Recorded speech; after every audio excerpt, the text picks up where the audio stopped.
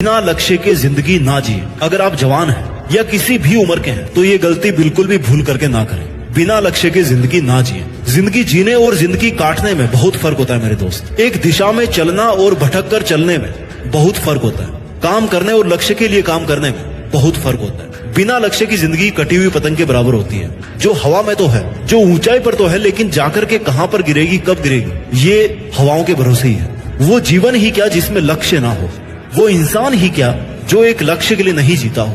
भगवान भी जब अवतार लेकर आते हैं ना तो एक लक्ष्य के साथ आते हैं कि उस राक्षस का अंत करना है। धरती भी अपनी जगह पे घूमती है ना तो उसका एक लक्ष्य है कि दिन रात होने। सूरज को भी इसलिए तपना पड़ता है क्योंकि उसको उजाला देना है। पेड़ पौधों को भी इसलिए बड़ा होना पड़ता है क्योंकि उनको छाया देनी है, फल देने हैं। आपका लक्ष्य क्या है? आप जिंदगी क्यों जी रहे हो?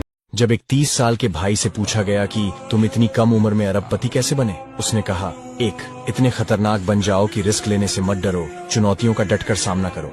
2. तुम कभी हार नहीं मान सकते क्योंकि तुम्हें पता है कि तुम्हें अपने सपनों को पूरा करना है, दुनिया में एक अलग पहचान बनानी है। 3. खुद को सुधारने पर ध्यान दो ताकि तुम्हारे पास दूसरों की बुराई करने का टाइम ही न बचे। 4. कोई तुम्हें बचाने नहीं आने वाला, तुम्हारी लाइफ सिर्फ तुम्हारी जिम्मेदारी है। 5.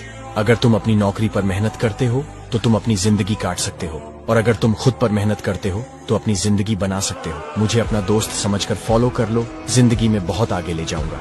जिंदगी की यही रीत है कि हार के बाद ही जीत है। ये लाइन कहने में जितनी आसान है ना, उतनी ही अपने खुद के जीवन पर लागू करने में बहुत मुश्किल होती है। जीवन में हमेशा आपको सफलता ही मिले यह जरूरी नहीं है। कभी कभी बहुत ज्यादा मेहनत करने के बाद भी आपको हार का सामना करना पड़ सकता है। और जब आपको लाइफ में अपनी एक्सपेक्टेशंस के मुताबिक रिजल्ट नहीं मिलता है या फिर आपको किसी भी चीज में फेलियर का सामना करना पड़ता है, फिर चाहे बात स्कूल बोर्ड्स के एग्जाम की हो या फिर कॉम्पिटिटिव एग्जाम्स की, ऐसे में आप फेल होने से निराश और दुखी हो जाते हो। और होना भी चाहिए भाई। रिजल्ट नॉट फाउंड वाला दुख ना वो सभी दुखों से ज्यादा होता है, क्योंकि आपको पता होता है कि आपने कितनी मेहनत करी थी और आपकी कितनी एक्सपेक्टेशंस थी रिजल्ट के लिए।